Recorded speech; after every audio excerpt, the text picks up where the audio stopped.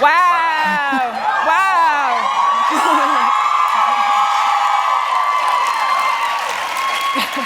I love your adherence to use of photography is strictly prohibited.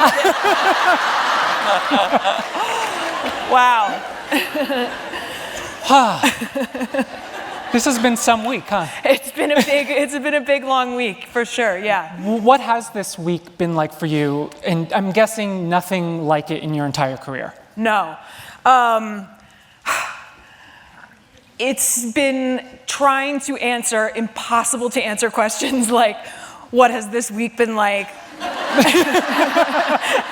What was doing the show like? What was, finding out you were doing the show like? How does it feel? There's so much how does it feel that it's been overwhelming. But the best part of it is I've felt so much love from all of you. And I'm so relieved. I'm sure there are people who weren't completely satisfied with the show, but in general, it seems like people were happy. And that was our number one concern, because when you have an audience that feels so close to something as this audience feels to Gilmore Girls, it's a tall order, and we're just relieved to finally have it out there. So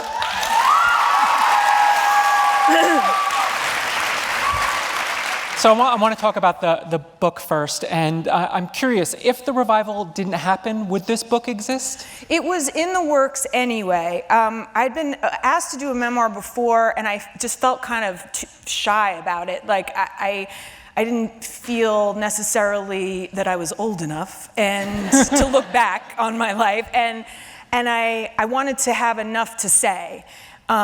So it was kind of brewing when the idea of the show was brewing, because what I did like was the idea of the bookends of having done the show the first time and then getting a chance to go back with an awareness of how special that was and how rare and how it was sort of a fulfillment of the question, and it's in the book, that you would ask me every single time we spoke, what about the movie? Where's the movie? What's going to happen with the movie? And, over the course of time, the world changed, and it wasn't about a movie anymore. There became all these other ways to create something, whether it was an episode of television or a movie or a mini-series, the world opened up. The end. What was the question? I forgot. Let's move on. Okay. So this is your second book. Your first one was fiction, and I think you talk about this a little bit in the book, how much more difficult it is writing nonfiction, writing about yourself versus about a fictional person. Well, they both have their own challenges.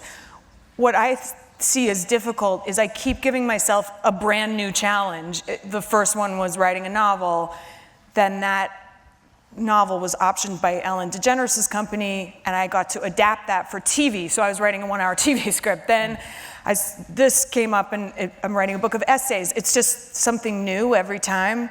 The question before was this book going to exist without the revival? Right. Thank you. But that's a good question I asked. And the answer is, once we knew we were doing the show, then I felt like, okay, now I can. That's sort of those tent poles or whatever, and I can fill the rest with other stories. Yeah. Now I've forgotten the question that we're on. We're moving on from that one. Okay, good. So I'm curious. So you're talking about your life. You're talking about real people that exist. Were there conversations you had to have with people before you put it in the book? Like I love the stuff you were talking about Peter and your relationship, and that was really enlightening. And the first time that I was reading about that. Was there a negotiation that went on with him? Well, it was something, that was a chapter I showed to him very early on, and he's so smart. So I was showing it to him to make sure it felt okay to him, but a lot came out of it too, because it seems obvious now, but I knew I wanted, to me, a symbol of our relationship is this REI card I have in my wallet now that, like, I don't even know what those letters stood for before. I don't even, what do you get there? Why would you go there? And it's it to me became sort of a metaphor for what a good relationship can be. It just opens your eyes to things you didn't even know you might be interested in.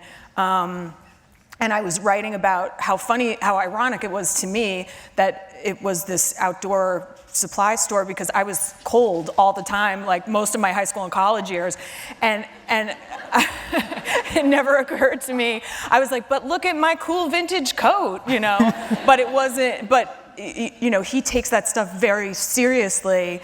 And it was he who kind of said, well, what you're writing about in the same way is layers, is protection, is, you know, how do you shield yourself against the sort of assault at times, you know, of people wanting information when you're a show business person. And that's the same, you know, as having these layers of clothing and really taking good care of yourself. And I was like, wow, that's cool. So I showed an early draft of that to him. I sent my dad his dialogue in that chapter, and he had some. He said, well, you know, that wasn't the right. He had some complaints about the exact technical. That wasn't exactly the right year. Well, you know, I think I was dating a different girl that, you know, but like the basic. I was like, Dad, it's okay. Like, it's not. No one's gonna fact check this because it's coming from me.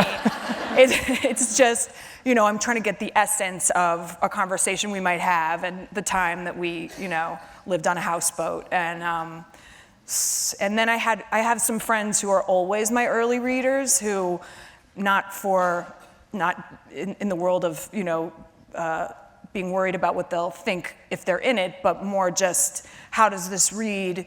What does it need? You know, does anything trip you up? That kind of thing. Mm-hmm. Were there things that you had to take out because of sensitivities? There was one thing I took out, which was I was a little more specific in the chapter about feeling like I had been in an interview where I felt the interviewer kind of had made up his mind before I got there, and I felt dismissed by him, and I kind of. This was our first interview. Yes. Thank you for showing such restraint. I'm giving you another chance. But I sort of named the paper, and then I thought I didn't want to do that. So because it didn't matter, and you know, and it wasn't terrible. It was just my feeling, and it was much more. I wanted to write about this feeling in general. It was not about getting this person in trouble, so I took that out. As I was reading it, I was mortified as a journalist and as someone who knows you, that you were asked so much about your personal life. Like, yeah. Reporters would come up to you and ask, who are you dating? Oh, all the time. And during those years when I wasn't dating anyone, I guess it was a compliment that they didn't believe me. But I was like, no, guys, it's real bad out there. and you know, I'm friends with Matthew Perry. I can't tell you how many fake stories there were about our whatever was supposedly going on. And it was only because they just didn't have anything to write. So they'd kind of flesh out, you know, a coffee somebody had. But it's, as tough as that might have been then, it's way worse now. It's way worse now. Yeah, that's too bad. Is it? No, seriously. That's too bad. So who are you dating? I'm proud to say I have literally never asked you that question. No, but you knew already anyway. Probably. So does it feel cathartic to be writing a book like this? Because you are a very personal person. You keep your private life very close to your vest, and here you're opening yourself up.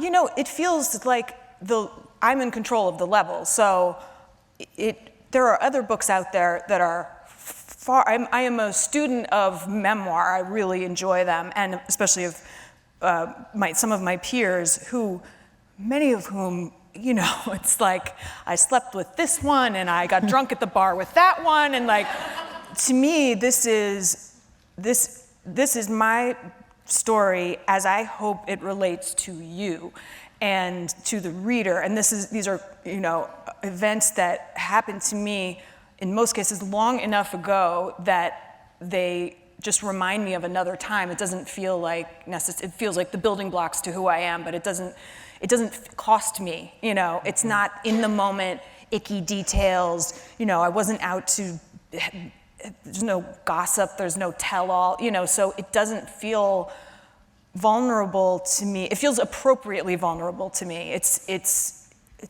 what I wanted to share, you know.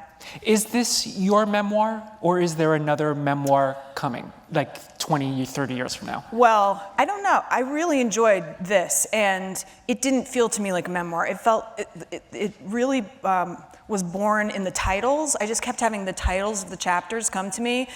When I had this experience judging on Project Runway, I would say to everybody who asked me about it, I was like, judge not, lest ye be a judge on Project Runway. I'm telling you, it is not what you think it is.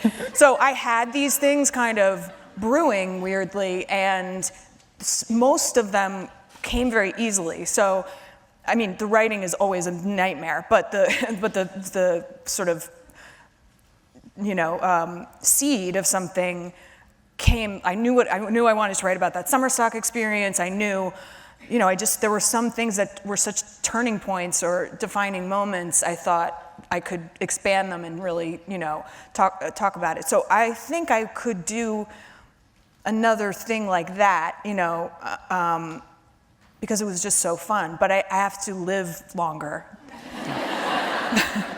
Get on that. Okay, I'm trying. In the book, I loved the part about you hold yourself up in your apartment here in New York for 3 days and binged all 7 seasons of Gilmore Girls. My first question... Don't try it at home. In preparation for this book, it was, you know, it was part of the book. My first question for you is, why wasn't I invited? And my second, you don't have to answer that. What was that like, and how did you get through it in 3 days? Well, I didn't watch it that thoroughly, I'm sorry to say, because I was there. So I'd be like, oh yeah, okay, that's that one. Okay, like, you know, it was better than it would have been if I tried to do it during the time we were shooting. There are many actors who learn a lot by watching themselves and whose performance and sort of inner life it doesn't affect. I'm not one of those people, so I had stayed away, and it was really fun. But I think I wish I'd kept a diary then, because honestly, the stuff I remember, which is in the book, and I hope is gratifying enough, but it's like fashion and like hair and like who I was dating, kind of, and like, oh yeah, that's the year they wouldn't let us have the In-N-Out truck anymore. You know, it's just like the dumbest stuff, because that job back then was so all-consuming. We shot on film. It's very unusual, the length of our scenes. They're theatrical, you know. Most TV scenes are 2 or 3 pages. We regularly shot 10 or 11 or 12 on a Steadicam. So you have to do everyone, like a dance, everyone has to do everything perfectly. And it gives you that kind of fun, you know, you're journeying through the town and things, people are crossing. It's really, I mean, Amy has a dance background, so it's no accident, I guess. But difficult to do, and to keep it so buoyant and light, you know. So a good day back then was 14 hours. And I had more than 5 days that were 20 or 21, where you just like wake up in the morning. So, and over the years it changed, you know, again, it's film and just a learning curve of, here's the show we want to make, how can we make it within the constraints of an 8-day shooting schedule? So my brain was sort of a fog, I guess. Mm-hmm. And, but I loved seeing it. I loved seeing all that work and seeing people I hadn't seen in a while and seeing this crazy fashion choices and it was intense. Did you watch it before you shot the revival or after? Did you binge? After. After, okay. After, because I turned in, because actually that chapter, I structured it, that was the one I kept working on the most about the old show. I kept thinking, should I come at it like describing each character and the actor who played them? Do I go season by season in sort of a general way?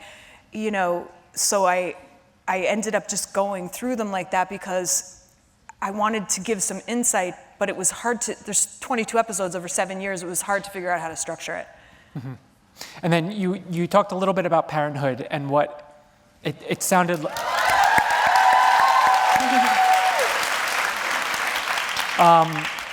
And it, by all indications, just the most incredible experience, personally, professionally, and the hours, especially coming off of Gilmore Girls, a dream. It was some weird karmic answer to the experience I just had.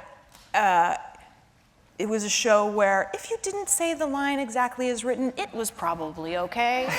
No one was gonna, and phrases like, make it your own, which I'd never, you work for every show and every kind of project has its own being in a way, and I love them all. It's just like meeting a different person. The Amy Sherman Palladino being is you don't change anything at all, ever, no way. Which has a freedom in it, actually, because again, it's like doing a play. These are your words, you exist within it. And then Parenthood was so much looser in that way because it was much more about a look, the camera's gonna grab the hand on the thing. It was so much more texture of a family and behavior, and he wasn't, if the line meant the same thing, he was fine with that. So consequently, we'd be done at like 3 p.m. and also it was a big cast, and so I didn't have as much on my plate. And but I learned a lot as an actor emotionally, because those muscles had to work a little harder. So then kind of one of the other aspects of coming back to the show was I felt I'd had the best of both worlds, and now I could kind of combine them a little bit. And the flexibility that you had in the Parenthood schedule kind of lent itself well to the writing career that was born. Well, I write about it in the book, which was I was sitting in my trailer one day, and I was done for the day. It was like 11 o'clock. I'd sent all my emails. I worked out in the morning. I was like, I don't even know what do people do? It really almost took, because after the show ended the first time, I did a couple movies, I spent a year on Broadway, I kept going with the same kind of mentality I'd had, which was like, fill it, fill all the time and get as much out of this opportunity as I possibly can. And it was one of the first times that I just had a moment of who knew what. And I think now I understand that's so important to have those times where it's why I talk about being on our phones all the time. Nothing can come in if you're constantly engaged. And I just had a quiet moment, and stuff started to come to me, and that became the first book. Have you seen the revival yet? No. You have not seen them. Well, you saw the first one at the premiere. You weren't at the... We had a photo shoot during the premiere. Because it's hard to get Alexis and I together. She is an East Coast person, and we'd been in Berlin promoting the show, so they guessed I might not watch it, and I think she's seen it already. So Why have you not watched it? Because just like the first time, because like I said, I don't learn anything, and this has the added level of I was so on another plane, it felt like, during the doing of the thing. And I had some of my favorite moments I've ever had as an actor and as a person in that experience. I just want to leave it there for now.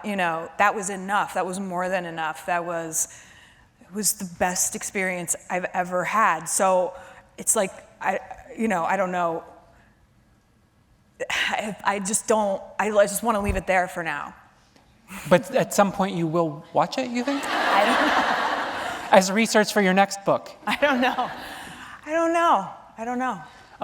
Well, it's incredible. You are incredible in it.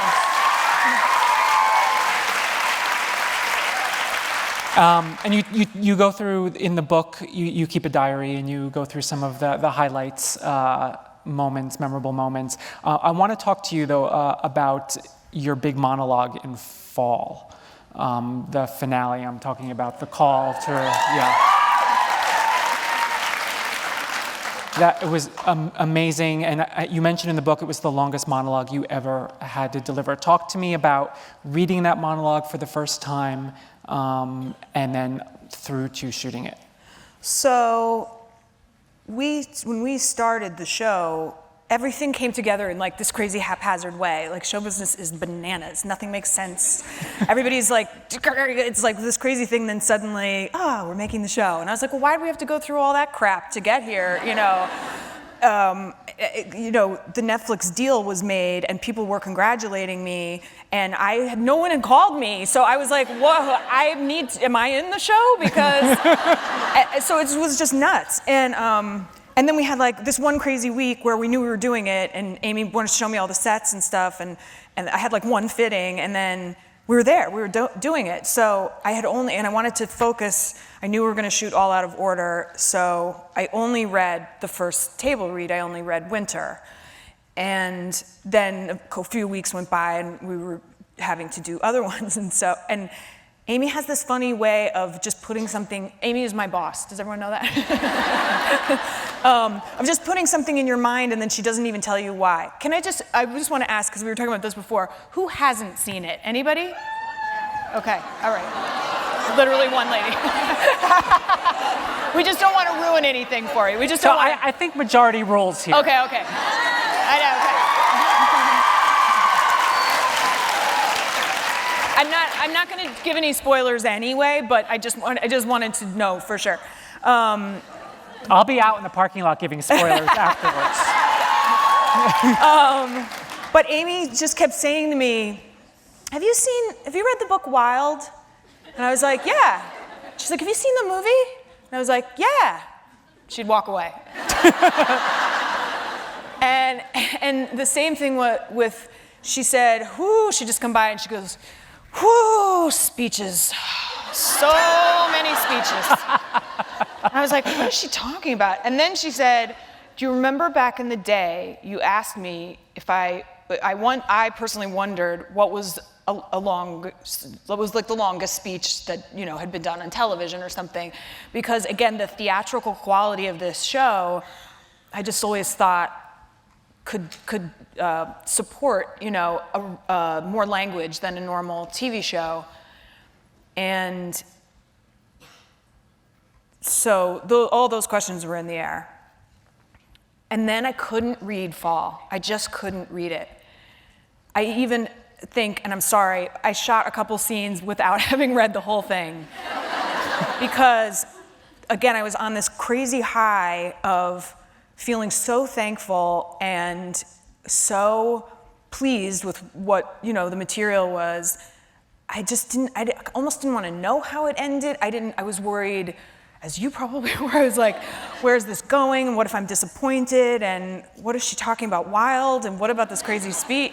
So finally I had to do it because I really had to film it. And I sat down at the kitchen table and I cried from page 1 all the way to the end. It was just the biggest emotional experience. And then I saw this speech, which to me is really more, it's about Ed, it's about losing Ed, it's about this character growing up finally in a different way. It's such a big moment. And I became immediately, immediately panicked because I wanted to serve all of that as best I could. And so I did something with that I'd never done before. So we were shooting on one of our last days. And if it didn't sometimes you go to the well as an actor, I'm the well, and there ain't no water there. And often in the stuff you care about the most, you can kind of psych yourself out into numbness or something. you're just dealing with your human self, and it just doesn't always do what you want it to do. And so I was like, okay, I just have to prepare for whatever.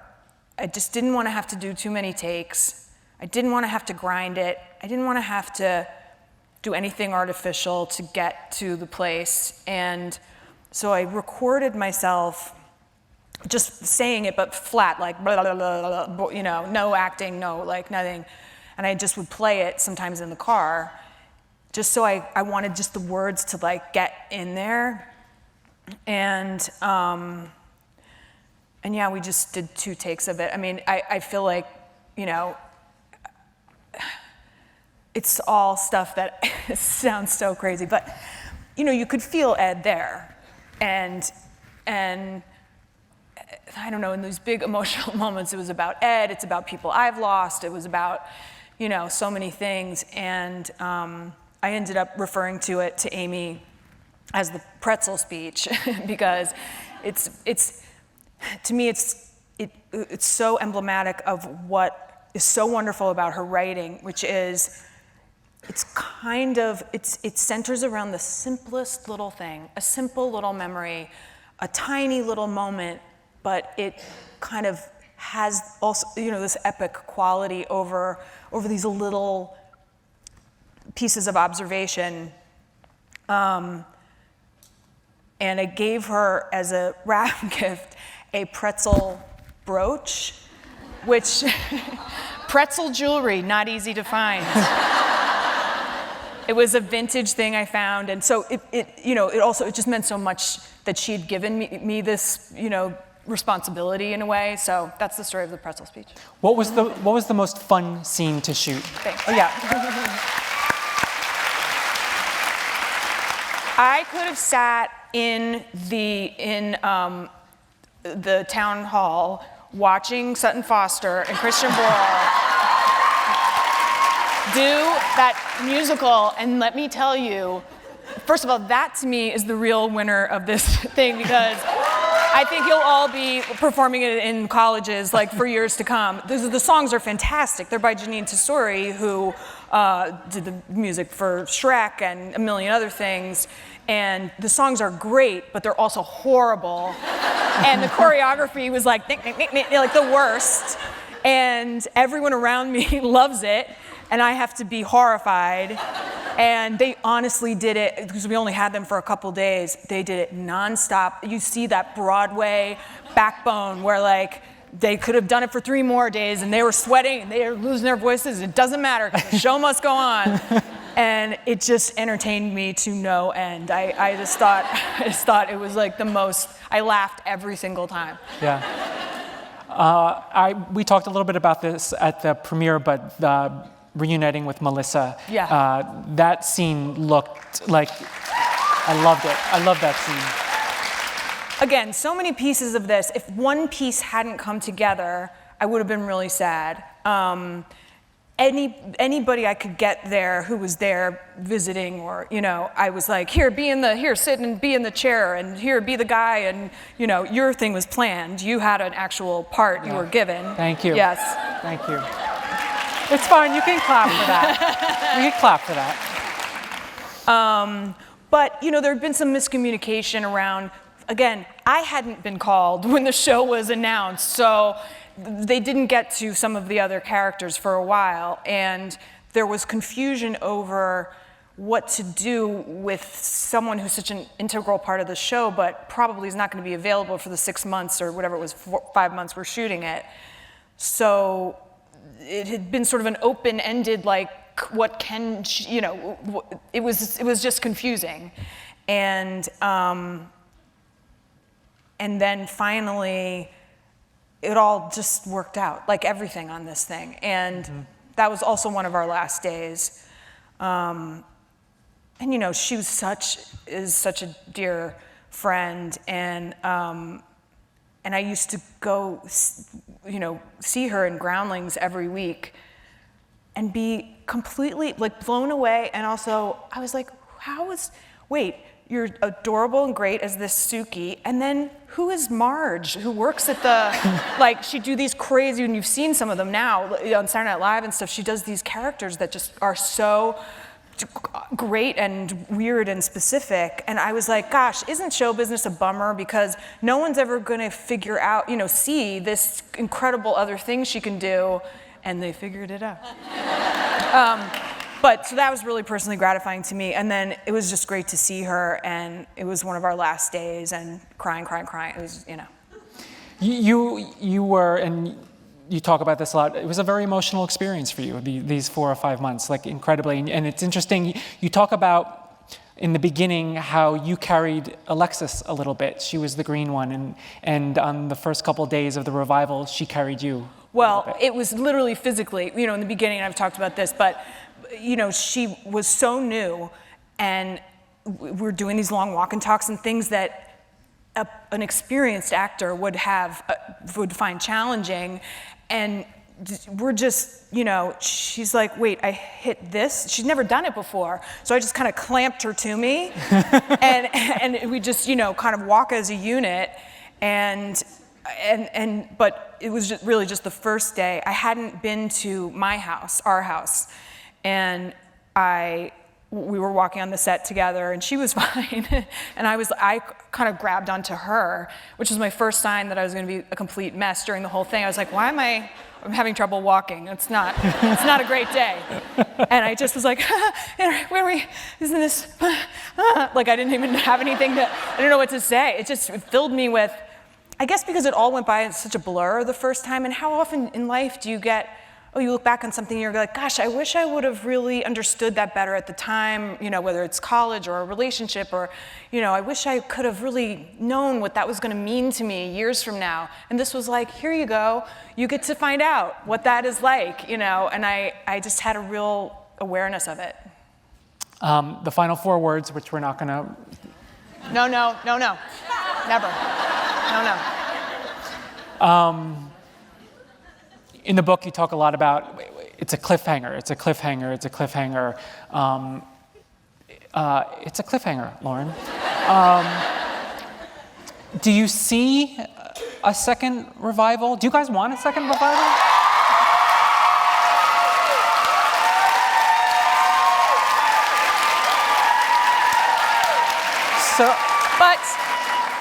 But do you really? Because think about it. Just think about it.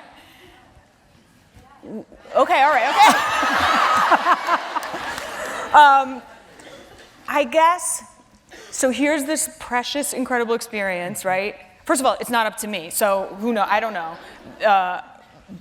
But here's this, like, I don't know what the metaphor is, but it's like, here's this dish of ice cream? I don't know. Let's see how it goes.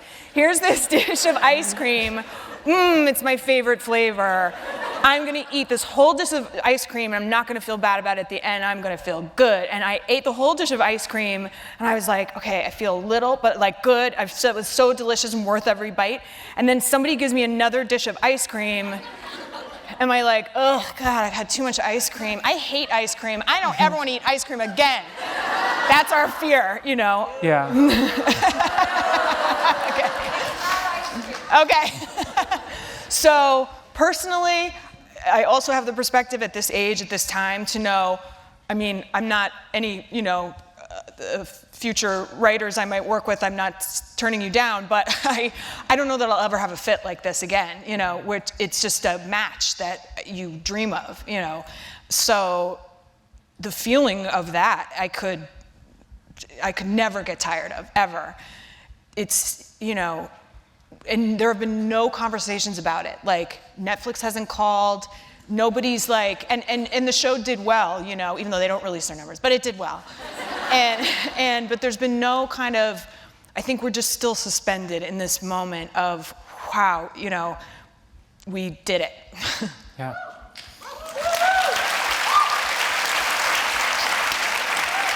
And as far as the character goes, you feel like Lorelai came full circle. You feel like it's a bookend.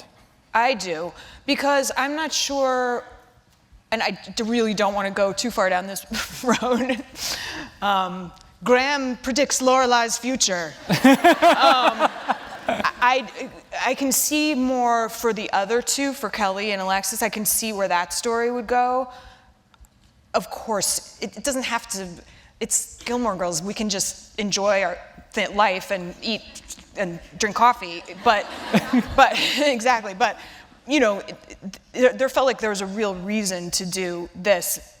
Everybody was just left in midair. What happened to them, you know? And so I can't see what would be next for her, but Amy, I bet can. Before we go, questions. Before we do that, I'm just going to review my questions, make sure I got everything that I wanted in here. Yep. Yes. Oh, did you ever find your blue coat? No. Oh, that was really kind of a bummer right at the end there. You know, it was. I write about it in the book, but it was. Was it perfect? Because it took me through this journey. And then it said goodbye. Like, I don't know. I was just like, I was so sappy during the whole thing. I was making meaning out of like, you guys, there's a leaf on the ground. And I'm pretty sure, like, I just was, but it was the craziest thing that I had it. And then it's gone for now. Who has this blue jacket? I don't know. I hope they feel terrible themselves. All right, let's look at this. Okay, as a recent Barnard grad, woo! And New York NYU transfer, how has that environment shaped you and the work you do? Oh, well, I think all the things I thought about what college was going to be and how it was going to shape me, I was pretty much wrong. I thought I wanted to go to NYU and be in an acting school, and then I got there, and nothing made any sense to me, and my friends, many friends were studying and not, feeling their feelings or whatever, and so I switched, and then I went to Barnard where I had to take all these credits. I write about it, but I kind of overloaded myself because I thought that was the thing to do, to just get out of college and like get out, to the world and be like, I'm here, and I learned there's no rush in terms of 1 year making a difference, 2 years making a difference. It shaped me in some dear friendships I still have, in a connection to New York that was really what brought me to NYU, was New York. It's where everything happens. It's, my father grew up in the suburbs of New York. New York has just loomed large in our family. And so it shaped me as a person, but not as a career. When I was at Barnard, they didn't have a huge theater department. I did West Side Story playing Anita. And they only had a synthesizer. There was you really shouldn't do that music with one instrument. So it wasn't that I had this amazing, theater foundation or whatever. I ended up in an a cappella group, the Metrotones, which shaped me more than anything, just because it was teamwork and making up skits and going to other colleges and seeing what other people did. So, and you wouldn't have picked me either at my grad acting program or in college as yep, that's the one. She's gonna really, it wasn't like that. So it's just whatever path you're on is probably fine.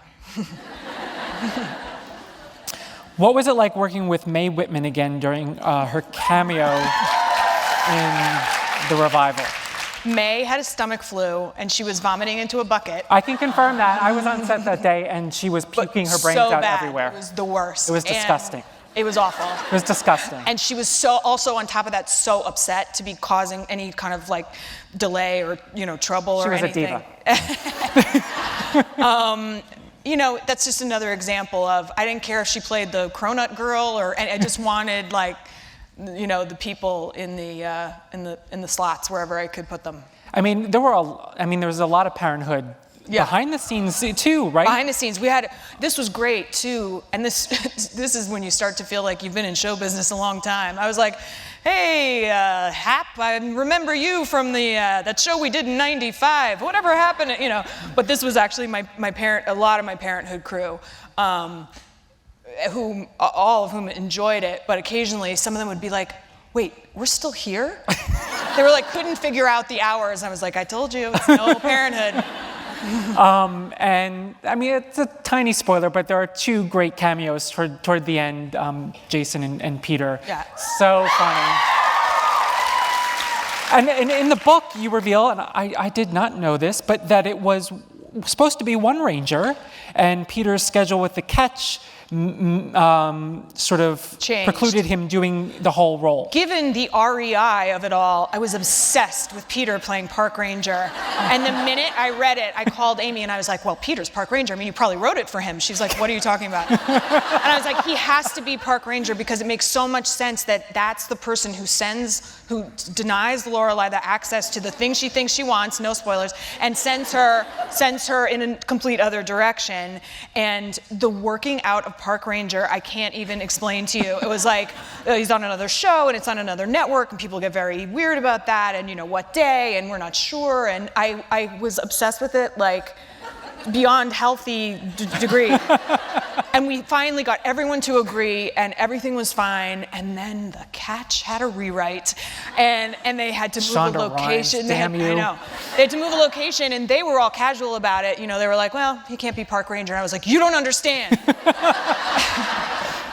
And Amy did not want to break it up in two and I was like, no, it makes complete sense because she goes to the first guy and the first guy is, fine. And then it's a little later, she goes to the next guy. I was just like obsessed. And finally she was like, okay, but then who's going to play the other park ranger?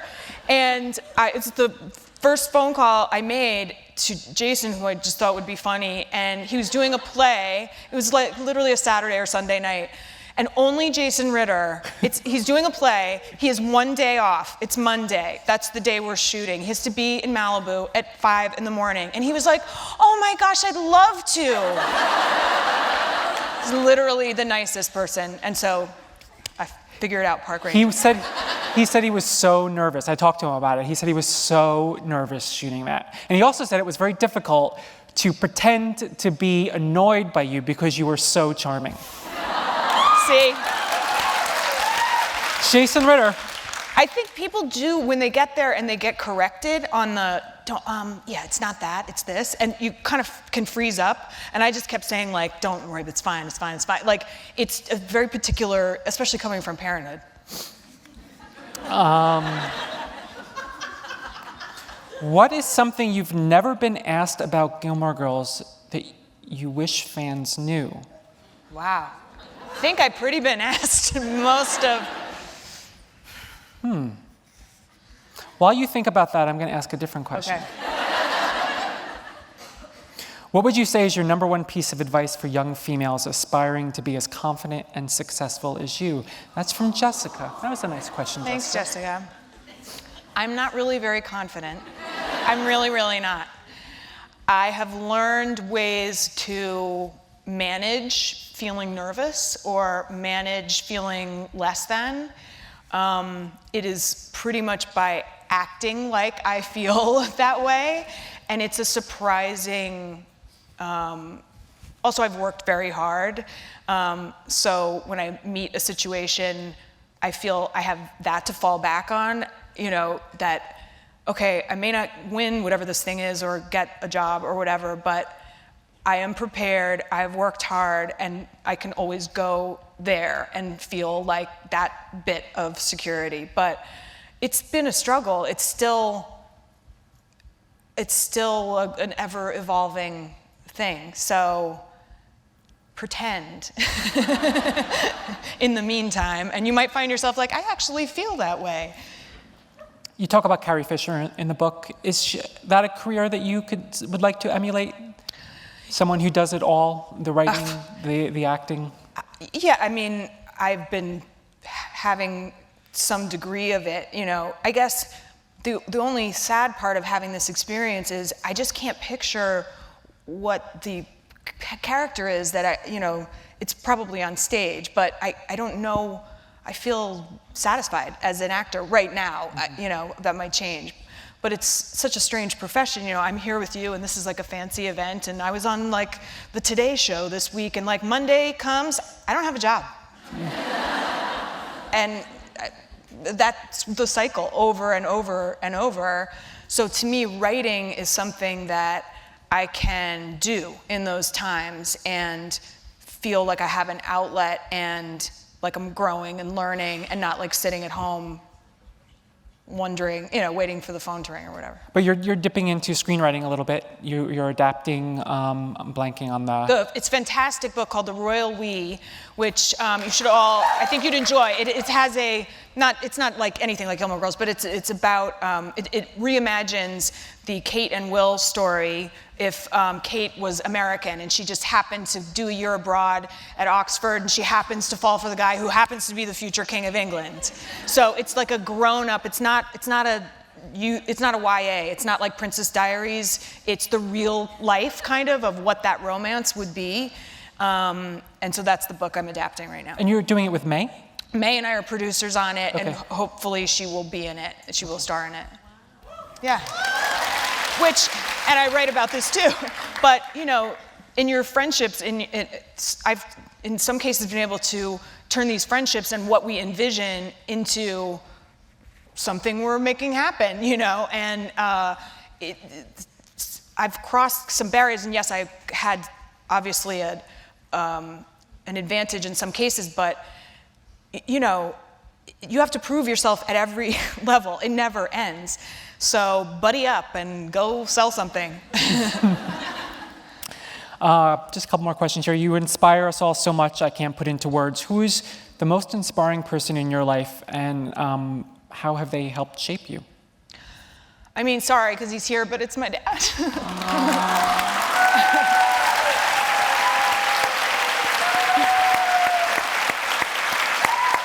But it's also, woo! But it's also my mom, who is not with us anymore, who I didn't grow up with as closely as I did my dad, but who in her effort to do what she wanted to do as an artist, as a singer, as a person interested in fashion, as a writer, she didn't quite sort of, because it's not about succeeding in this, palpable way, but she didn't feel fulfilled. And I looked at that too as inspiration, because I thought, okay, it doesn't,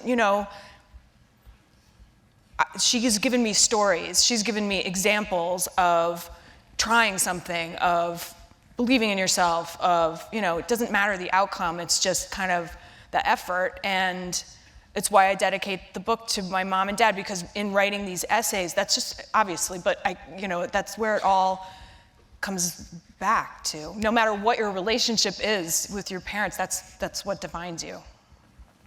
Yeah, let's clap. Parents, yay! Yay. Is that your mom? What do you see yourself doing acting-wise? No. Coming off of the best professional experience of your life, would be a lot of pressure, I would think, on the next thing that you do. It's impossible. I really don't know. I mean, maybe I don't know. But the thing about Broadway, I love the theater, and I think I'll do that. But we got a kid in high school, you can't just take off for a year and go do that. And that's why I did it when I did it, because I was lonely. And I was like, well, might as well have a place to go. No, there was other aspects to it. But I didn't have anything tying me down, and so you can't doing a play is just like a really different commitment that I think I wouldn't do for another couple of years. But a TV show, would you be sort of hesitant to jump into a TV show after this? Yeah, but I don't think I can live on for the rest of my life. I think I still need an income, I'm pretty sure.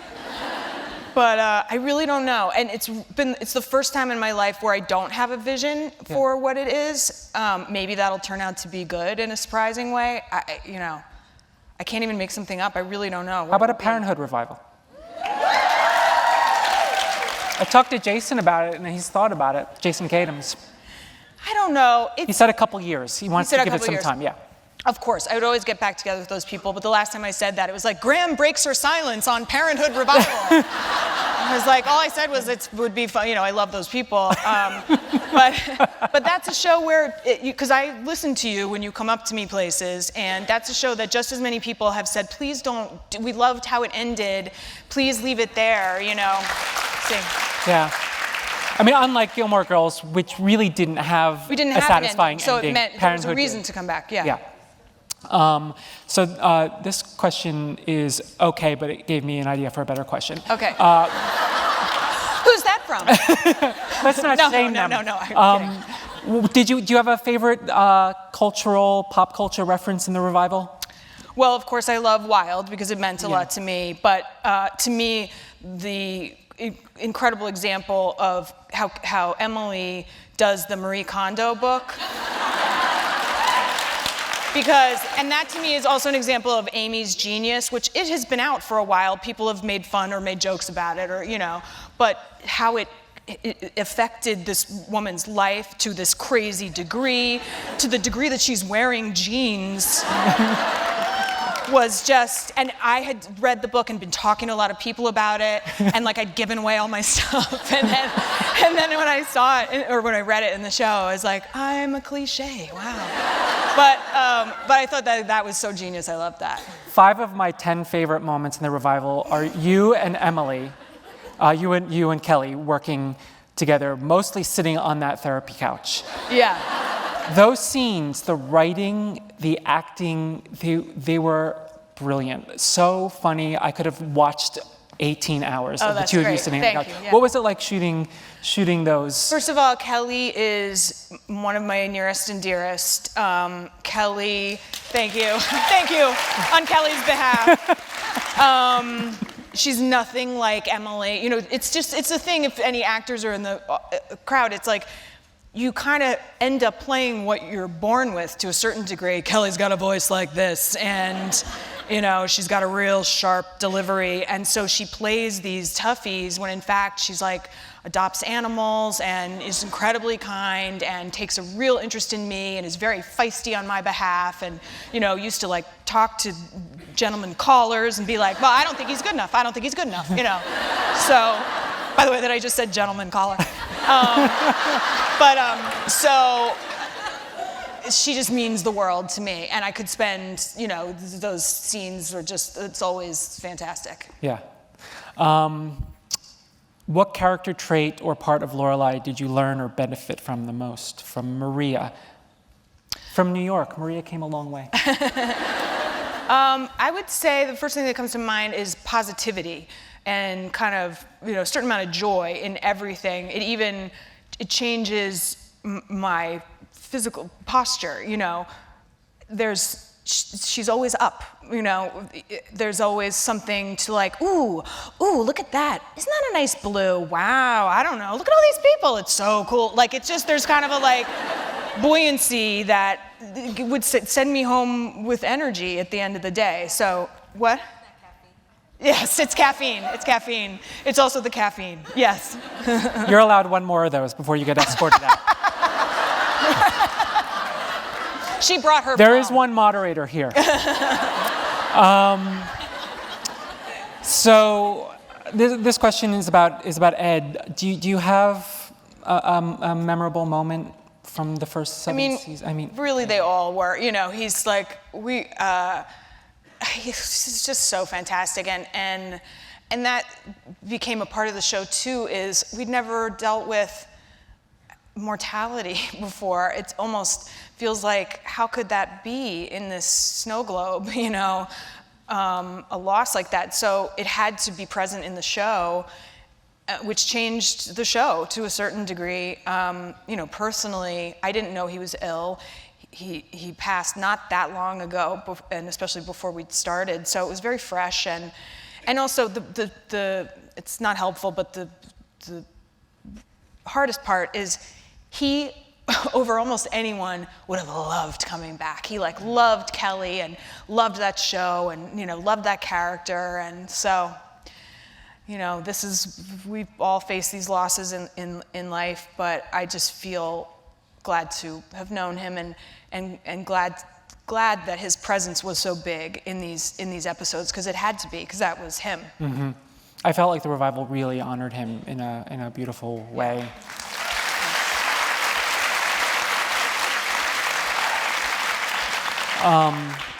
Do you remember, you talk a little bit in the book too about just being on the Warner Brothers lot and how disorienting it was because you were on a different sound, it was the same lot but a different sound stage, and you walked out and saw Ellen. How nostalgic though was it just being back there? Well, it was extremely nostalgic. I love it there, but it was also a little indication of how times have changed, because I used to be able to, I always ride my bike to and from set and from the trailer, because otherwise they put you in a van, and I always like hit my head on the van, and like I just like to have a little moment to myself.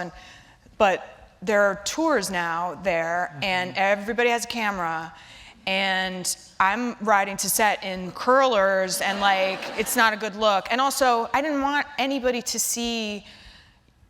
Partially, Netflix was very wanted everything under wraps, but I didn't want anybody to see me. I wanted you to get to see your people, and so it became this game of like some crazy, I'd be like, which is, by the way, not how you drive a bicycle, but I just kept, it became this like thing where I was trying to avoid people, which normally I don't feel that way, but for this, I just wanted to kind of, and that's a little how it is with camera phones. And when I started one year on the show, they offered us AOL pagers. And it's different, and I'm not complaining. It's just different to be an actor now, and you look up, you've fallen asleep on the plane, and someone's filming it. And I am very private, even though I like to be as private as I'd like to be. You know what I mean? So that was a change and a loss, I felt like, because it used to just be our lot. Like at night, you just kind of like roam around, and but I was riding by on my bike one day, and a guy yelled out to me, "It's in the book. Sorry, I've just told you the whole book. I don't know why you read it." And a guy said to me, "Same bike?" Like not from our crew, just somebody who knew me from the old days, who remembered me riding my bike in the old days. And I said, "Different bike, same character." Like, all right. Well, I hope you watch the revival at some point, and I wrote about this on TV Line, but it truly is the best work you've ever done. Thank you. It's the performance of a lifetime. So, congratulations on that. Congratulations on the book, and thank you so much for being here tonight, and thank you all for coming out. This is a great group. Thank you, Michael.